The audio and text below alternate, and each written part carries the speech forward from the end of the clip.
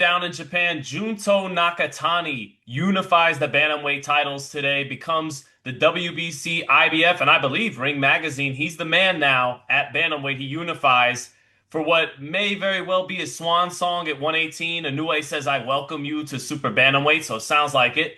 But our guy BT is in Japan, and he has been in Japan for weeks, and Yep, he will be in yep, Japan for a few more weeks. What's up, BT? correct, correct. Not only am I in Japan, I'm in the streets of the monster right now. I'm in Yokohama, Kanagawa, Japan. So I mean, Ohashi just probably like 20 minutes by foot from where I'm standing right now. So we're here holding it down. You're in Yokohama? I'm in Yokohama right now. Oh man, that's where Arc System Works is cooking up that new Marvel fighting game. Let's go. Ooh, okay, okay. Man, Inoue, he wants, excuse me, Inoue. Junto Nakatani, he bludgeons Ryosuke Nishida in 6 rounds, pounds him into submission, closes his right eye to where he can't compete any longer. He has to surrender on the stool. I'll give my thoughts on the fight, BT. Watching it early, I felt like Junto was expending a lot of energy in these early rounds, and Nishida was weathering the storm. He was getting dominated, but he was kind of weathering the storm, kind of like Kameda did against Angelo at times. Just Correct. try to catch as much as you can and hold your ground, and then make your move. And I tweeted after the third round when Nakatani was up 3 rounds to nothing. I said, this fight could get interesting if Nishida can continue to weather the storm and then start to invest in the body. But that just didn't happen. Nakatani was able to maintain his pace. He didn't slow down. He didn't lose any steam or power in his punches. And he just, Punching through the guard. He was punching through the guard a lot too. yeah, I saw adjustments from him in this fight. He's usually very good at placing his left hand right down the pipe, and he could sweep it. He swept it, uppercut. He's got a beautiful left hand. It's one of the best weapons in boxing. But in this fight, I feel like he changed the trajectory of his punch selection more. He swept the shots around the guard a lot, and he worked his right hand more than I've ever seen him. He was throwing quadruple and triple right hooks and Mm, right uppercuts to the head and the body. And he showed that even though he's a tall guy, he could fight on the inside. yeah, So all in all, impressive stuff. But what'd you think, Brendan? I was impressed because Nishida is an interesting fighter because Nishida, he has like 2 knockouts in 10 fights coming in. But if you've watched him fight, like when he fought Manuel Rodriguez, he's a very crafty inside fighter, and his punching power is more effective than his record would indicate. So early on, I saw in the first couple rounds, I saw Junto actually, he was affected by the work of Nishida on the inside. Nishida was very crafty, but to your point about making the adjustments, he made a great adjustment to, kind of get on his back foot a little bit in spots, and then probably around the third or fourth round, that's when he really started to, mix in the up the volume and double and triple up on punches, and then it became a matter of, okay, I have my firepower, you have your firepower. Let's see who has more firepower, and ultimately it just became about Junto Nakatani being too big and too not too big, but too strong, having too much artillery for Nishida to handle. Yes. And let's get to the big one, Nakatani and Inoue. The Ooh. fight, barring Inoue's got some tough fights ahead of him with Nick Ball and Murtajan Akhmadaliev. But and shout out to Nakatani in a year where Ryan Garcia drops the ball against Rolly Romero, Caleb Plant drops the ball against Armando Resendez, and these guys were not afforded a pass at all. But people said, well, they had fights in front of them that distracted them a little bit. Nakatani and Inoue got multiple fights in front of them, and they're handling their damn business. Against tougher, I would say against probably stiffer competition as well. I mean, Nishida is an undefeated champion in his prime. Inoue's fighting Merjan, who has a deep amateur pedigree, dangerous puncher. Like, they're fighting still like top guys. Yes. They're not fighting with all due respect, they're not fighting a Resendiz who's just a good looked at to be a good little fighter coming into the fight. They're fighting guys that are either world champions or have been world champions, or like top number one Five. contenders. Yeah, top five, top Yeah. number one contenders. So respect. They're handling business, and they're showing the world how to be professionals. Yeah, I favor Inoue. If they were to fight, I think that Inoue is this Ferrari that's just ever since he knocked out Fulton, he's just been hitting the track, whipping that Ferrari around the track. I think for Nakatani, he goes in the garage and he fine tunes the car. I've been playing Gran Turismo the last couple months. Yeah, Yeah, that's Leo's favorite game. yeah. That's your son's favorite game. So in Gran Turismo 7, you customize the suspension a little bit. Yeah, You tune the car to make its handling better. You fine tune that Ferrari. You don't just take it right out the garage and hit the racetrack. Because I feel like Inoue, who is so disciplined with his training, that I'm not saying he's simply going through the motions, but I'm saying he's just doing his thing. He's training, he's putting his rounds in, he's showing up on fight night, and sometimes playing with fire because he knows on some level he could get away with it. I think a fighter like Nakatani will keep him on edge in camp, and the motivation of this being an all Japanese Super Bowl type showdown. oof, I keep calling it the Leonard Hearns of 122-pound Japanese boxing. This is like Leonard Hearns at 122 between two Japanese fighters. And I got Leonard. Leonard would be Inoue. I got the slightly older superstar boxer puncher extraordinaire over the slightly younger, taller, menacing backhand, brickhand puncher in Nakatani being Hearns. I got Leonard. I got Inoue. I can't wait. I just hope they can make it to the fight, but I don't know. What do you think? I think that the last time we spoke about this, the main thing I told you was that as I felt like Junto needs to get a fight where he goes past at least like he goes deep into a fight. Yeah. He hasn't gone past the sixth round in his last 5 or 6 fights. The last time he went past the sixth round was when he went 12 rounds with RG Cortez in late 2023. So I think that will work against him because Inoue is going to probably be more sharper than usual for that fight because he knows how difficult it'll be. But at the same time, Inoue is he's confident in his offense to the point of arrogance, and that can Yes. work against him. If we look at all the other Japanese, like the Japanese on Japanese fights, like for this year, you had Junto Nishida, Kenshiro Terashi, Sego Yuri Ikui. All those fights at some point became wars because Yeah. there's a certain level of pride and I think like with Japanese fighters, Sean, I think like in America, we definitely appreciate when guys get stuck in and they get aggressive and they go to war. But in Japan, it almost feels like it's the exception. Like it's the expectation, Requirement. I should say. It's the requirement for boxing. That's part of the reason why, like part of the reasons why I love Japanese boxing is because of that. But it's also the same reason why there's a lot of deaths in Japanese boxing because these guys will literally they're expected to be aggressive and go out on their shield. And I think I'm interested to see if Inoue has that mental fortitude to do that because he's been knocking out people for years. He's these guys, they fall down. Yeah, So if and he take my Ferrari analogy, what I'm asking and thinking he will do is tighten up and not be as reckless with his speed and athleticism and talent. Tighten that up a little bit, knowing the quality of opponent and the stakes on the line here. I suspect that's what he'll do. But to your that's point, if you haven't been doing that in your last several fights, maybe, maybe not. maybe not. And then the thing is, Junto Nakatani has that wiry, strong frame where he hits you when he has hit you a little bit less. Like one punch from Junto equals like 2 or 3 because he has those dense bones that'll swell your face up quickly and close your eyeballs quicker. So I'm interested to see like how Inoue approaches it. I have it right now, Sean.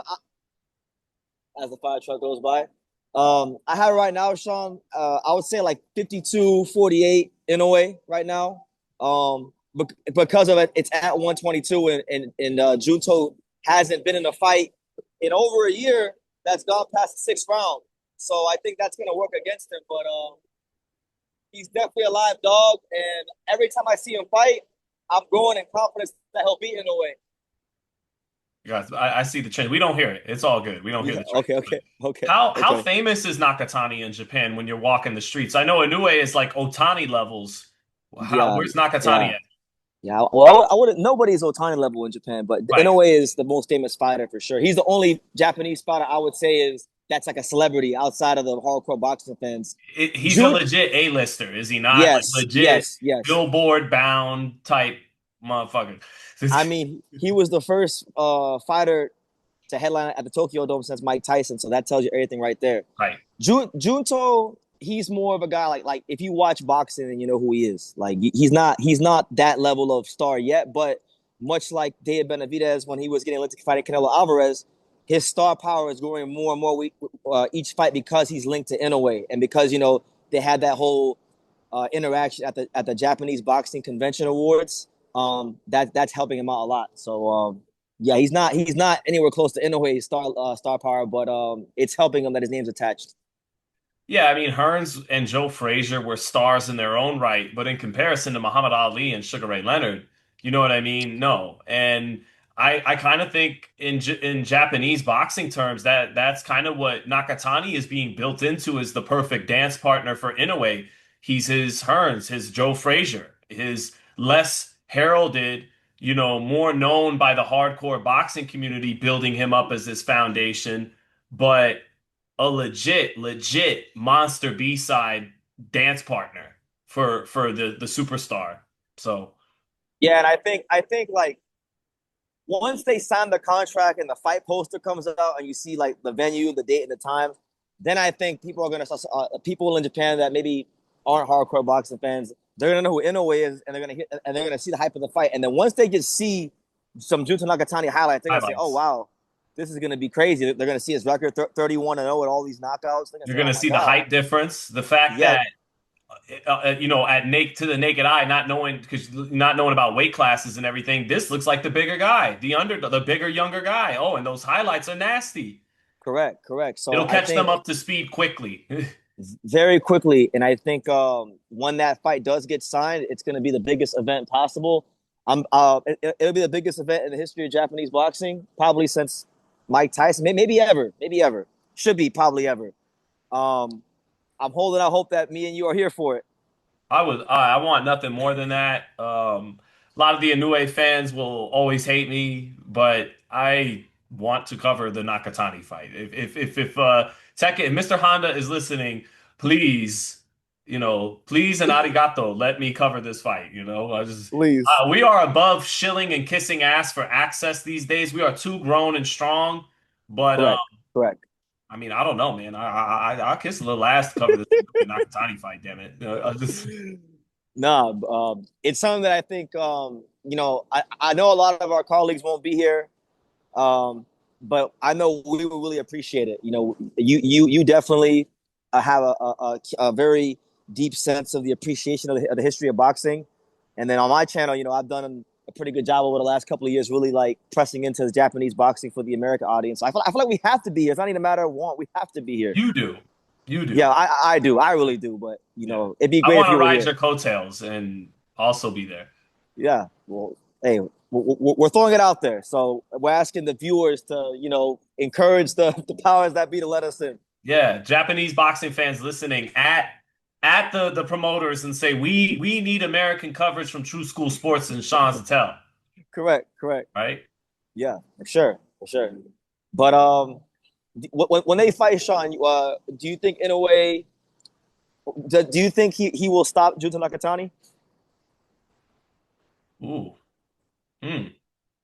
I Because guess so he's because got that long torso, got the I long don't know. I torso. don't know. That fight might be destined to just be a 12 round classic where both fighters get hurt, both fighters get dropped. I mean, that's the kind of fight that we could potentially get, something really special. Um, I think I'd have to lean towards that. I think we're in for a 12 round real fucking war, real Yeah, classic fight. And I just think if both fighters execute to the highest capabilities they both have, Inoue's a little bit more special at talent. He's a little bit faster, and his feet are quicker, his hands are quicker. He's still a monster puncher. Nakatani is a pound for pound elite fighter in his own right, and he has some physical advantages over Inoue and the kind of power where he's only got to find him a few times to get the fight going where he needs to go it. I suspect Inoue, true all-time greats, true special athletes and fighters, they have a sense for the biggest moments. And I think correct. And I think that's that moment, Tokyo Dome, Japanese boxing Super Bowl. I suspect it'll be the last time you see a Inoue perform at that level. I think it might be, one he brings out that Fulton Donaire rematch Inoue. And you may never see that guy again after the kind of war it'll require him to get past Nakatani in his 30s. I wouldn't be surprised if that happens. Okay, okay. As I'm thinking about how the fight will play out, Sean, I'll be honest. If Inoue beats Junto Nakatani, I don't think he. I think if it goes 12, Junto's beating him. Mm, If it goes mm. 12, I think Junto's output and volume punching will be enough to outwork Naoya Inoue. I mean, Inoue can be a volume puncher. He did show that against Ramon Cardenas, but that's not really who he is. And I think when it comes down to being a volume puncher and going the full distance, that's where Junto could beat Inoue. I've always felt like to beat Naoya Inoue, whoever was going to do it, one of the qualities that they would have to have is the ability to be a volume puncher. And Junto has shown that throughout the course of his career. Sure as shit showed it in this fight against Yeah, Nishida. yeah, yeah. And I feel like when Nishida is a more craftier fighter, and I would say he's like one or two levels better than what he's been fighting recently. And the more craftier the opponent was, the more of a volume puncher he became. So I feel like that's a good indicator of what we could expect when he does fight in a way. Well, BT, we'll leave it at that, man, because this is like part three of 16 breakdowns of Inoue Nakatani. We'll continue to do until we actually get there next year in 2026. Yeah, And that's assuming Akhmad Aliev, Nick Ball, or one of these guys don't. Those are tough fights that Inoue's in. But hopefully we get there. I think we all want to see it, man. It's an amazing matchup.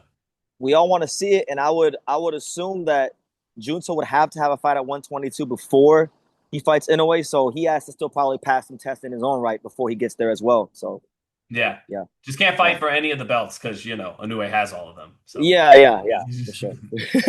But man, hey, shout out to our boy BT. Usually I cut these videos once the boxing talk's done, but I want to end this video by sending a lot of love and support to my brother Brendan, who's out there in Japan on his lonesome. He went out there for Angelo Leo versus Tomoki Kameda. Yeah. So were you at this Nakata? You weren't at the fight, right? No, I But didn't. you I will didn't be go. at Brian Norman Jin Sasaki. I will definitely be at Brian Norman Jr. versus Jin Sasaki, the fight that I've been most excited about since it got signed. So You I'm are happy so to. on the money about that fight. If whoever's listening, if you're not excited about Brian Norman against Sasaki, get excited.